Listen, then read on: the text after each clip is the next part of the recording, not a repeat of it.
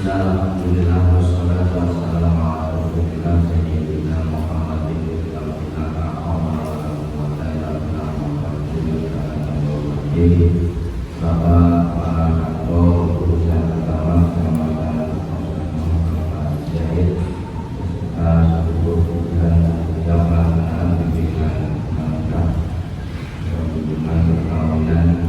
angkatan yang berapa ini ya? 59 sudah seluruh jajaran 10 yang hadir dalam bimbingan perkawinan yang sangat kami cintai dan kami banggakan. Syukur alhamdulillah saya pada kesempatan dari Selasa sampai Timur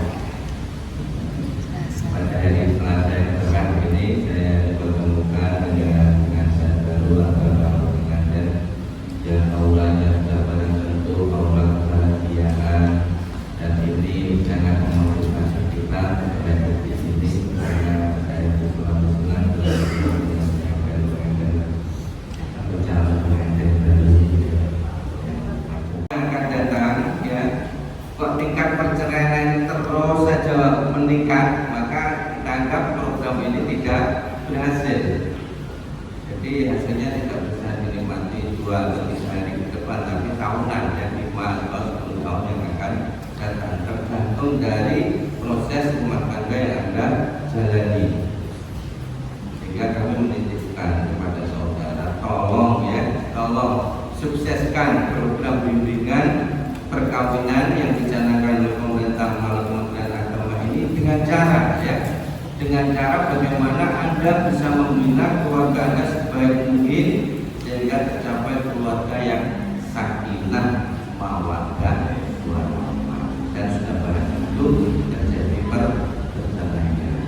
Coba yang hadir ini yang sudah menikah siapa coba? Yang sudah ijab kabul atau 2? Yang semuanya belum ya? Ya, sudah menikah. Yang kedua ya. Baiklah, santai ya. Bimbingan ini sifatnya santai ya, tidak seperti anak sekolah, nikmati saja ya. Ini duduknya tidak harus seperti anak sekolah. Saya mohon untuk membaca tepu ya. Ini pinggir 2, kanan 2 ya. Anda menghadap ke sini, ini kanan sini ya. Bantunya tolong ini di hadapan kita bentuk letak U ya.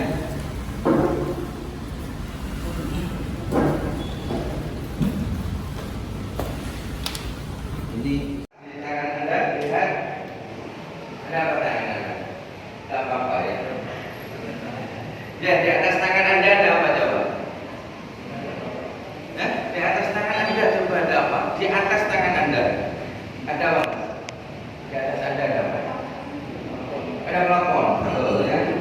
Di atas plafon ada apa coba? Di atas plafon ada bayangkan ada apa coba? Anda tidak melihat, tapi bisa Anda bayangkan. Di atas plafon ada apa coba? Masak tikus. Oke, anggap saja di atas plafon ada tikus, di atasnya lagi ada apa?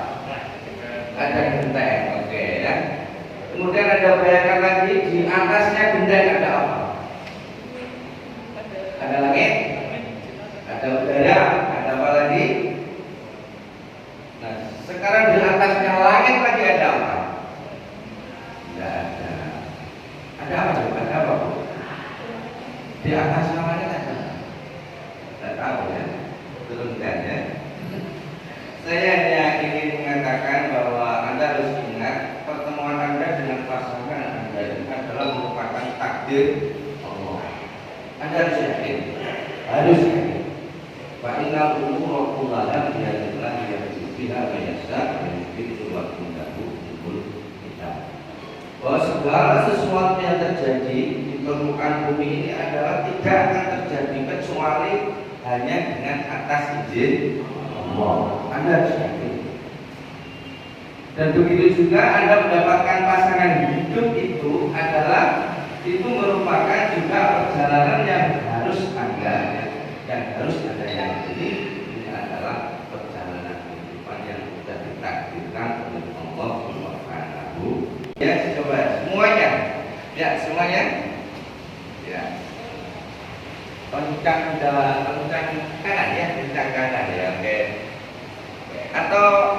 Dua-duanya coba, dua-duanya direntangkan ya, tangannya direntangkan. Coba dilihat ke kanan ya, direntangkan tangannya semuanya direntangkan, dilihat ke kanan. Oke. Ya, yang Anda lihat di kanan Anda apa? Calon pasangan Anda ya. Yang di kanan Anda tidak tahu ya. Kamu manusia ya. Ini juga sebelah kanan Anda. Ya, manusia juga ya. Laki-laki ya. Sebelah kiri Anda calon pasangan Anda. Oke, turunkan ya. Saya hanya ingin mengatakan bahwa ketika Anda menikah ya, itu pada prinsipnya tidak hanya menyatukan dua calon suami dan calon istri saja ya. Tapi Anda harus lihat pasangan Anda punya ayah, pasangan Anda punya ibu, pasangan Anda punya saudara, pasangan Anda juga punya teman dan sahabat. Pada prinsipnya ketika Anda menikah itu adalah juga hanya menyatukan calon suami dan calon istri saja, tapi menyatukan dua keluarga besar, yakni keluarga suami dan keluarga istri ya. Sehingga saya ingin menekankan kepada saudara, ketika Anda sudah bisa menerima calon pasangan Anda, maka Anda harus juga bisa menerima ayah dan ibunya. Anda juga harus bisa menerima saudara-saudaranya. Ketika Anda sudah mendapatkan pasangan Anda, maka itu berarti kedua orang tua Anda akan bertambah, karena kedua orang tua pasangan Anda otomatis juga akan menjadi orang tua Anda.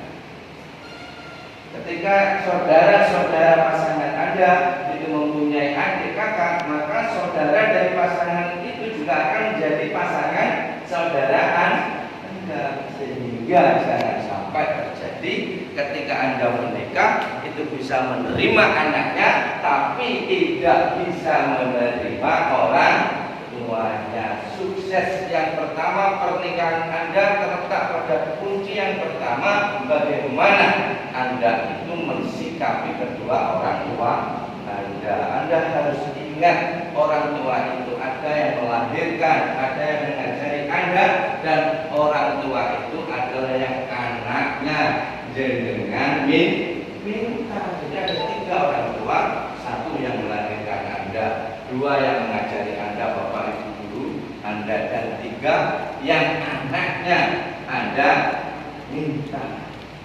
Itu merupakan orang tua Anda yang harus yang harus nanti Anda hormati, yang harus Anda perlakukan dengan baik, karena kunci dari kehidupan rumah tangga itu akan berjalan dengan baik bila kedua orang tua Anda, kedua orang tua pasangan Anda itu nanti Anda perlakukan dengan sebaik-baiknya. Insya Allah kehidupan Anda akan penuh dengan keberkahan. Tapi kalau sebaliknya, maka jangan harap ya kehidupan keluarga Anda akan baik.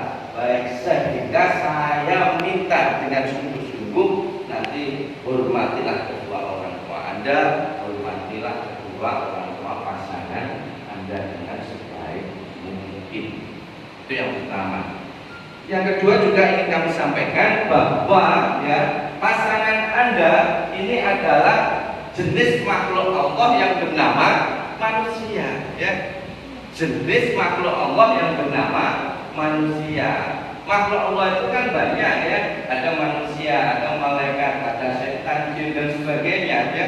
Tapi pasangan Anda adalah jenis dari makhluk Allah yang bernama manusia. Kalau malaikat tidak mungkin salah, benar terus seumur-umur. Kalau yang namanya iblis dan keturunannya itu seumur-umur salah terus tidak pernah benar. Tapi kalau manusia itu terkadang salah dan terkadang benar. Sehingga saya mengharapkan ketika Anda sudah memutuskan bahwa pasangan Anda si A, Anda harus bisa menerima pasangan Anda itu dengan apa adanya, lengkap dengan segala kekurangan dan kelebihannya. Karena manusia itu tidak ada yang sempurna. Kalau Anda mencari yang sempurna, sampai tua tidak akan ketemu pasangan. semua manusia punya potensi kebaikan dan juga punya potensi melakukan kesalahan. Juga pasangan Anda tidak mungkin baik selamanya, ada potensi melakukan keburukan. Tidak mungkin buruk selamanya, ada potensi melakukan kebaikan. Sehingga yang harus Anda sikapi dari pasangan yang telah diberikan oleh Allah itu, Anda harus bisa terima dengan penuh keikhlasan, dengan penuh kerinduan dan rasa syukur kepada Allah bahwa pasangan Anda ini manusia dan tidak sempurna. Wong yang namanya manusia pasti punya kelemahan dan punya kelebihan. Itu yang kedua. Kemudian yang ketiga, saya ingin tanya satu saja, nanti setelah ini duduk lagi. Anda menikah tujuannya apa?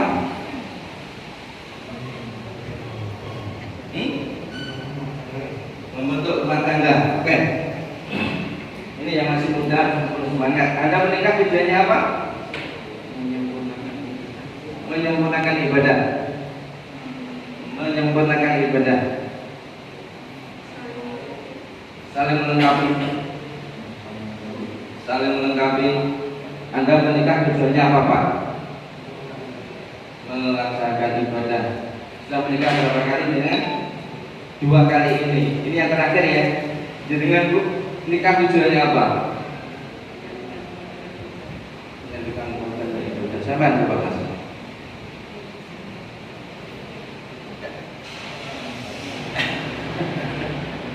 Ya sudah barang tentu nikah itu tujuannya membentuk keluarga yang sakinah mawaddah warahmah. Seluruhnya aktivitas keluarga Anda itu termasuk nanti juga ibadah. Saya hanya ingin mengatakan ya, al-bidayatul lahiyah nihayah, bahwa ya start awal itu merupakan cermin akhir, sehingga start awal itu nanti ketika Anda melakukan ijab kabul atau akad nikah itu start awal Anda. Maka ketika Anda melakukan akad nikah, Anda harus menata, mempersiapkan dengan sebaik mungkin ya, baik secara fisik maupun psikis. Segala dipersiapkan, kesehatan dipersiapkan. Dan yang tidak kalah pentingnya adalah mempersiapkan niat ya. Tujuan Anda menikah harus Anda tata seawal mungkin ketika Anda itu akan melakukan ijab kabul ya. Minimal ketika Anda menikah niati 4 ya. Niati 4 ini sering saya sampaikan ketika melakukan bimbingan nikah. Bahwa ketika Anda menikah, ketika Anda melangsungkan ijab kabul itu tolong, karena itu merupakan start awal Anda dalam kehidupan yang baru, ini diniati yang baik. Ya, diniati yang baik, karena nikah itu adalah baik. Insya Allah sejak awal sudah diniati yang baik, nanti pertengahannya juga baik, akhirnya pun juga akan baik. Sehingga niat ini minimal 4. Yang pertama, niati menikah ini dalam rangka untuk menegakkan syariat Allah. Ini penting, karena di akhir zaman banyak akan orang hidup bersama tanpa adanya akad nikah. Sekian banyak orang hidup bersama tanpa adanya akad nikah. Adalah satu-satunya orang yang masih punya komitmen yang kuat menegakkan syariat Allah, tidak mau hidup bersama kecuali hanya melalui pintu yang bernama nikah. Niat menikah ini dalam rangka untuk menegakkan syariat Allah. Kemudian yang kedua, niat menikah ini dalam rangka untuk ya menjalankan sunnah Rasul.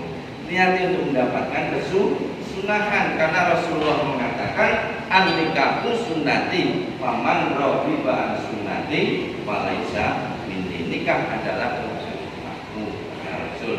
Barang siapa yang tidak menyukai pernikahan, sedikit dan sebagainya dengan yang namanya pernikahan, falaisa minni, maka dia itu tidak termasuk belum hubungan dengan Rasulullah.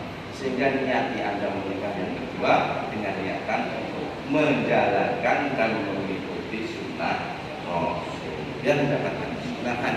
Dan yang ketiga, niatan tujuan daripada menikah adalah ghadul basar, untuk menjaga pandangan.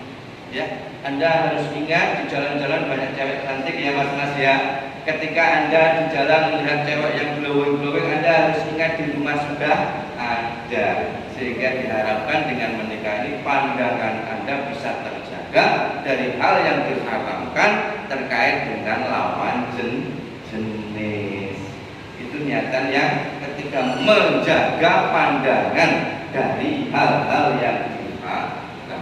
Dan yang keempat, niati menikah ini dalam rangka mendapatkan keturunan yang baik. Kalau laki-laki soleh, kalau perempuan semoga dijadikan perempuan yang solehah. Itu niatan yang keempat.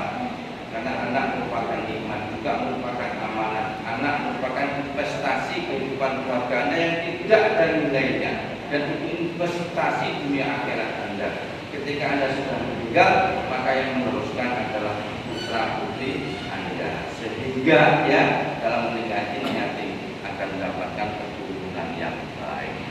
Niatan itu empat daripada niatan kita untuk menikah ya. Kalau niatan empat ini sudah Anda tanamkan sejak awal, maka insya Allah ya awalnya baik, pertengahannya juga baik, dan akhirnya pun juga akan keluarga Anda berjalan dengan baik.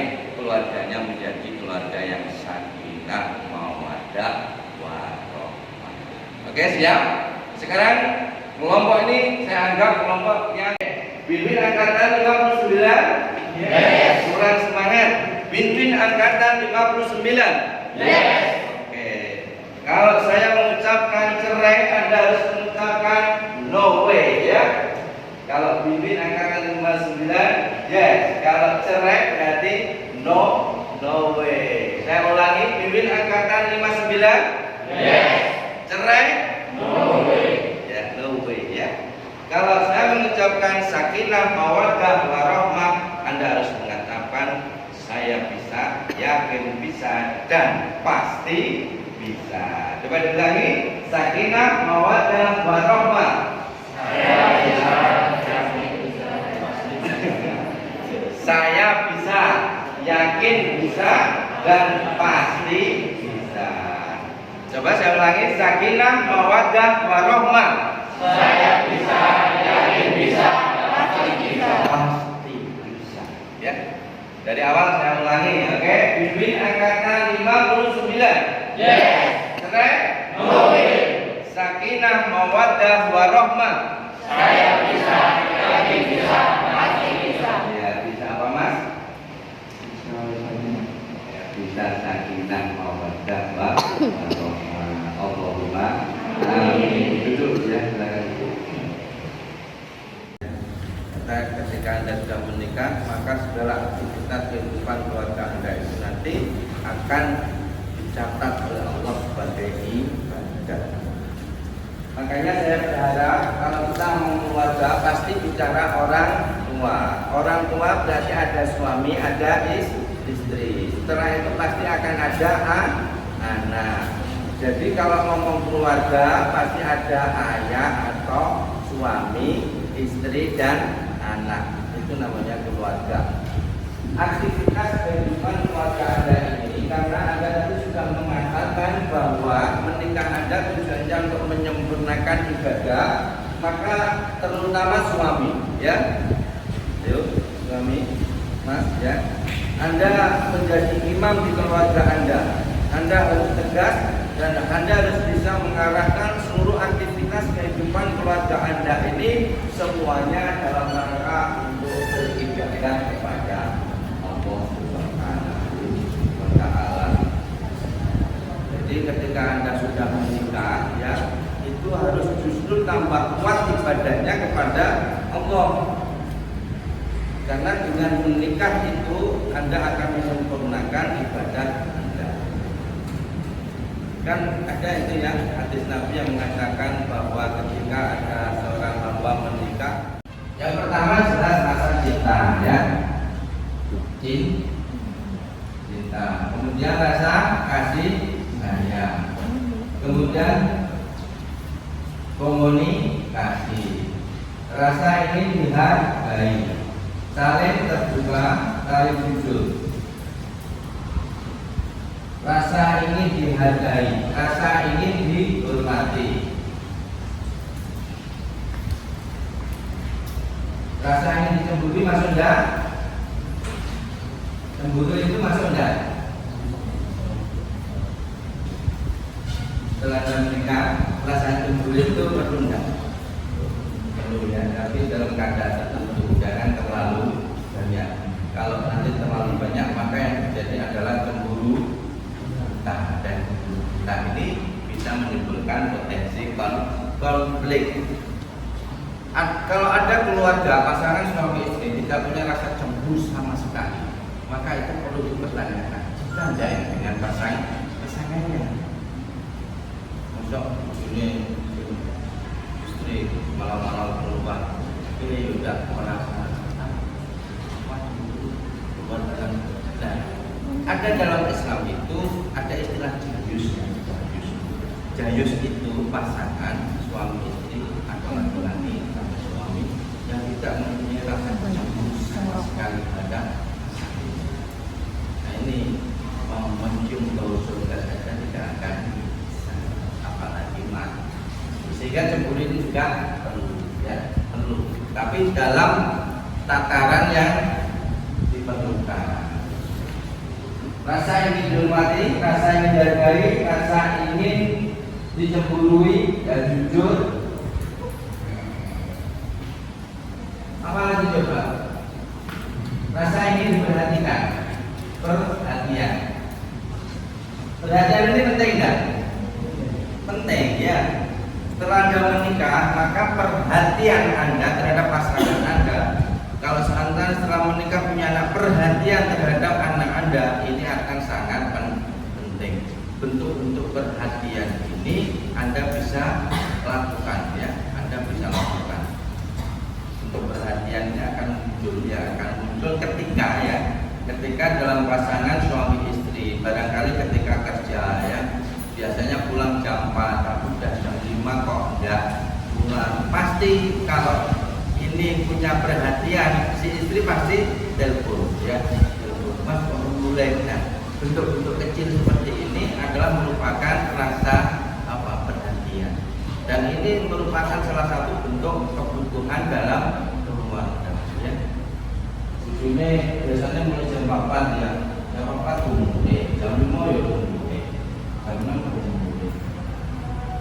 Bahkan sampai malam jam 7 ya mulai orang nekoke, orang bel. Nah, ini perlu dipertanyakan. Ini ada rasa perhatian enggak? Begitu juga dengan suami. Rasa ingin dihargai ini salah satu bentuk kebutuhan keluarga yang Anda harus pintar-pintar untuk mewujudkannya. Karena seperti yang kami sampaikan di awal, bahwa pasangan Anda ini manusia. Orang Jawa itu kan mengatakan, nak pengen api kehidupan rumah tangga Anda itu, perlu pasangan Anda itu manusia atau wong bahasa Jawa ini. Zaman dulu pintar-pintar wong nih. Ini bentuk penghargaan dalam satu kehidupan keluarga. Rasa ingin dihargai, bahwa pasangan Anda itu juga manusia. Kalau suami barangkali sore-sore pulang kerja, ya, istri kemudian menyambut suami di depan rumah, barangkali nyempot di depan badan, ya, nyempotnya mas ini kok. Kemudian apa salahnya seorang suami mengatakan terima kasih, ya, terima kasih sudah dibuatkan kopi. Kata-kata ini ringan, ya, ringan, tapi jarang sekali yang mengucapkan. Padahal ini salah satu bentuk perhatian, salah satu bentuk menghargai pasangan Anda. Jadi ucapkan saja tidak masalah, karena ini merupakan penghargaan bagi pasangan Anda. Kalau Anda lakukan, maka dia akan merasa janggal. Begitu juga suami, ya, ketika pulang disong-song dengan senyuman, diberikan kopi. Ini kan salah satu bentuk penghargaan untuk suami yang sudah bekerja untuk anggota keluarga. Nah, ini termasuk kebutuhan yang bersifat immateri, yang tidak nampak tapi bisa dirasakan. Dan upaya menyeimbangkan, memenuhi kebutuhan keluarga yang bersifat materi dan imateri harus seimbang. Jangan sampai satu keluarga itu hanya diberi kebutuhan yang bersifat materi saja, atau dibalik, hanya diberi kebutuhan yang bersifat imateri saja. maka itu nanti akan menimbulkan potensi. Kalau barangkali satu suami ya karena merasa cukup penghasilannya mencukupi, Pak wes beres Pak, 70 juta bulan minta 10 juta, mungkin kurang. Ya, tapi tidak pernah dikurangi, tidak pernah ditimbulin ya, tidak pernah tidak omong-omongan, tidak pernah diperhatikan. Kira-kira tidak enak kan? Ya diberi kebutuhan materi cukup. Nah, yang belum mau KTP saksi supaya cari saksi yang punya EKTP. Kalau tidak punya EKTP tidak bisa. Adapun nanti pada waktu pelaksanaan akad nikah, saksi yang sampai tubuh itu tidak bisa hadir, diganti tidak masalah. Itu saksi nikah saja. Tapi saksi administrasi harus punya EKTP. Kalau enggak, aplikasinya enggak mau muncul, ya, dalam mencari linknya. Tapi, jadi yang belum rapat, besok rapat, sudah mengumpul KTP saksi ya. Ayu, jenengan ini gak pantas ngomong ya. Sebenarnya kalau biasa boleh jam apa boleh jam rasa boleh bisa wis. Kira-kira gak boleh Pak. Mau gak boleh malah digoleki meneh kok ngale. Ya benar. Ditanya baik-baik, disuruh duduk dulu. Disanding nek makan malam. Dalam satu hari diusahakan ya, makan malam atau makan sarapan itu berada dalam satu meja. Demikian juga dengan sholat Mas ya, dijadikan makmumnya. Walaupun mungkin bisanya subuh sama isya ya, maghrib isya. Kalau mungkin zuhur sama asar adanya di kantor kan ya, di tempat kerja maksudnya. Di situ loh kita ada. Mas, jenengan ini biasanya kurang santai, mau nyapa apa sampai ini. Pengantin lalu juga itu. Posisi tinggi, wanita tinggi, negatif. Jenengan kurang tua kok jadi oke Mas. Tapi 9. Kakak sama ibu rumah tangga. Rumah tangga. Mbak ngaku. Ibu rumah lebih capek Mbak. Tenang, makanya saya bukan ibu rumah tangga yang baik.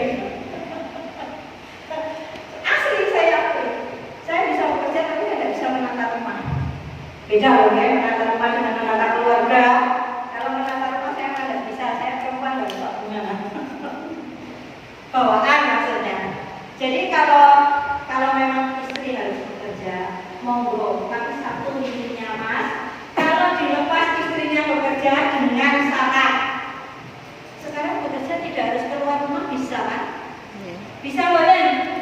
Bisa pakai medsos, pakai LP. Tapi kalau memang harus keluar rumah, tolong memang berangkat antar pulangnya dijemput. Pulang bisa karena biasa. Tresno itu jalanan soko kulino. Sehari gak dijemput. Mas, omah dhewe kan sak mundur ya, oleh mulu. Sekali, 2 kali. Sesuai di nopo kan Mas? Kira-kira. Makanya hal-hal seperti itu kita menghindari ujian seorang perempuan yang beristri dengan seorang gadis itu lebih banyak ujiannya seorang istri yang bekerja daripada seorang gadis. Ujian kan meninggalkan rumah, meninggalkan suami, bahkan kadang-kadang ibunya jadi tukang ngomong. Nggih mboten? Bayar budi sik durung iso. Gitu, Mbak-mbak